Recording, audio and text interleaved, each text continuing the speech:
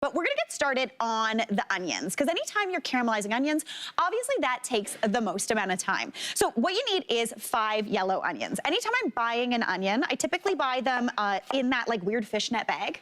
You know the one? It's like the cheapest, it's great. They're nice and dry, so they stay really a good long time in your pantry, which is a dream. So I'm just slicing them up. I've got most of them already done, so I'm just slicing up the last half. I'm gonna pop that into this bowl here.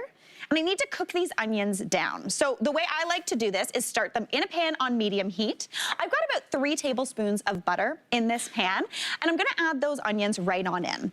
That little bit of heat, that medium heat, starts bringing the sugars out of those onions, because basically that's what you're doing when you're caramelizing something. You wanna bring the sugars out and caramelize them, giving that golden brown color, that golden brown flavor. To help kind of concentrate the sugars and remove some of the water, I'm adding salt immediately, because that's gonna help kind of, again, draw that moisture out. But to season it up, I'm gonna go in with some pepper, classic. Adding that in. Then for a little bit of France in these onions, we're gonna go in with a teaspoon of herb de Provence. Now, if you don't have herb de Provence, it's basically an herb blend, kind of similar to like Italian seasoning, but French. There's thyme in there, there's rosemary, there's a little bit weirdly of lavender, but it doesn't taste flowery. It's quite good. I love this. I pretty much always have this on hand. Gives a little bit of deliciousness and south of France vibe to whatever you put it in. I'm gonna give that a little bit of a mix to combine. And then I want to turn the heat down to medium-low. That's going to allow these onions to cook slowly and not burn. They're just going to get jammy and cooked down. You want those to go for about 20 to 25 minutes. And once they've cooked down, all of this onion situation is going to turn into basically this amount of onion, which is not a lot of onion. It cooks down beautifully, looking great. So I'm going to turn the heat under there up a little bit and let those start going. I'm gonna let that pan get a bit of heat underneath it, because I'm gonna add something in to kind of deglaze things and bring it together. But what I'm gonna do now is get to work on the panade. Now, a panade is just breadcrumbs mixed together with a little bit of a liquid. So I've got a 1/4 cup of breadcrumbs here in my bowl. If you don't have breadcrumbs, just using the plain ones, don't use panko, because it's not gonna work properly. You could just use a piece of bread that you just rip apart, pop into your bowl, and you're good to go. I'm gonna go in with a 1/4 cup of beef broth for these ones. If you wanted to, you could go in with wine, but the beef broth is really nice because it gives a really good deep flavor, which is just gonna bring everything together really, really nicely. So I'm gonna give that a mix just to combine. Okay, perfect. Now I'm gonna season this up and add a little bit more binding. I'm gonna go in with 1 egg, just adding that right on in. Perfect. Then I'm gonna go in with a clove of garlic. Now, since I'm using beef for these meatballs as opposed to chicken or pork, beef is a lot stronger in flavor, so it can handle a garlic clove minced right in, like a raw one, as opposed to cooking it a little bit. This is gonna give that punchy flavor. It will cook out in the oven, but you're still gonna get that good garlic hit. So add that on in. Now for a little bit more kind of beefy flavor, I'm gonna go in with some Worcestershire sauce. But a tablespoon of that, just adding her in until I feel like it looks like a tablespoon. I'm not gonna lie, that was more than a tablespoon. It's all gonna come out in the wash though. All right, now into there as well, I'm gonna go in with a couple teaspoons of Dijon mustard. It's about 2 tablespoons, or teaspoons rather, of that. Season that up with some salt, a little bit of pepper as well. And then I'm gonna give that a good mix to combine, just to get everything doing its thing. Now, I'm gonna come back to these onions because I need to add in basically what I'm gonna call my secret ingredient anytime I'm making anything French onion-y. Anytime I'm caramelizing onions, right now, caramelized onions, delicious, love it. I would not call these French onions though. To give them a little bit of France, we're gonna go in with a couple tablespoons of my good friend brandy. You could use regular brandy, you could also use apple brandy, that would give a nice flavor. But we're gonna add that in just to deglaze. That's gonna give a really nice flavor. It's gonna pull up all of the caramelization from the bottom of that pan, and it smells so good. It's sweet, it's golden brown. All right, once that brandy has reduced, which happens really, really quickly, I'm gonna take this off the heat, just let it sit. Take about a 1/4 cup of those onions out, and you wanna let those cool completely to room temperature. I've got some over here, because I'm actually gonna add these into the meatballs as well. So go on in with that 1/4 cup-ish of those caramelized onions.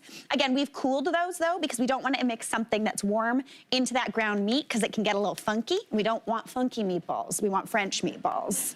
Okay, now into there we're going in with a pound of lean ground beef. A pound is like 454 grams, basically the thing you get in that little cube you get at the grocery store. So we're gonna pop that in. And then as per usual, what I always like to do is I like to use a couple forks to give this a mix. just kind of like toss it around. You don't want to smush this together because that's going to lead to kind of a tough meatball. You just want to give it a good mix just to combine, get all that panade in, get those onions distributed, and get everything kind of mixed together. All right, now for these meatballs, I'm gonna use classic a disher. If you don't have one of these though, you could use a couple of tablespoons. You wanna make these about 2 tablespoons worth each kind of meatball. That's a good size to me. So I'm just gonna scoop that and plop it onto a prepared sheet pan. Now, if you wanna be perfect, you can roll these meatballs, just dampen your hands with a little bit of water to roll them. You don't need oil at this point because that's gonna kind of make it stick to your hands as well. Just a little bit of water is gonna make it so it doesn't stick. So just get those nice and on there. If you're feeling a little rough and tumble though, you don't have to roll them. Those are kind of sort of balls. We're fine. Everything's gonna come together. A little bit of oil on there as well is perfect. And I'm gonna pop these meatballs in a 400-degree oven for just about 18 minutes, just until the internal temperature reaches 165. That's the temperature you're looking for anytime you're doing any sort of ground meat. That means it's gonna be cooked through completely, good to eat, and still juicy.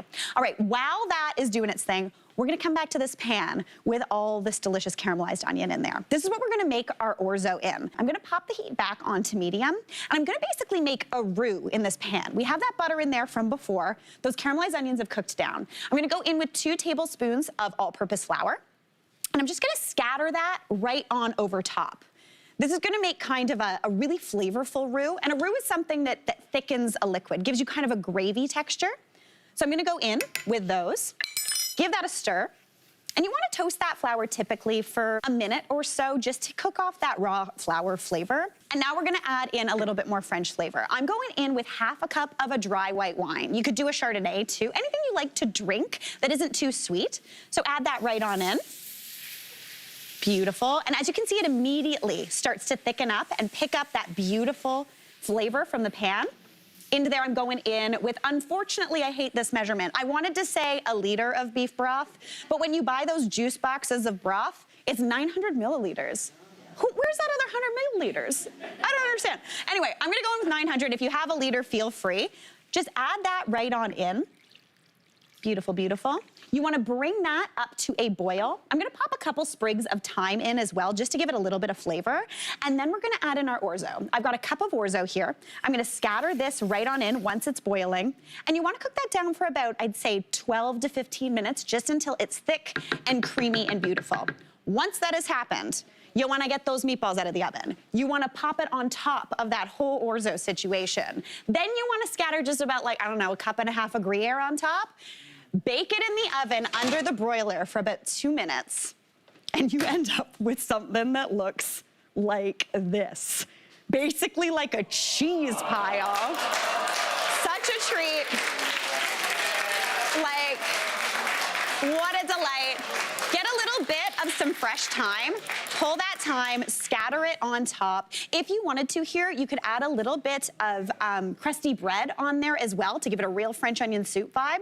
But for me, this looks perfect. Wait until you spoon in. I'm gonna go in right over here. We've got that beautiful cheese. We've got that beautiful orzo. Hey, Mary here. What did you think? Drop your comments below, and don't forget to like and subscribe for more of the good stuff.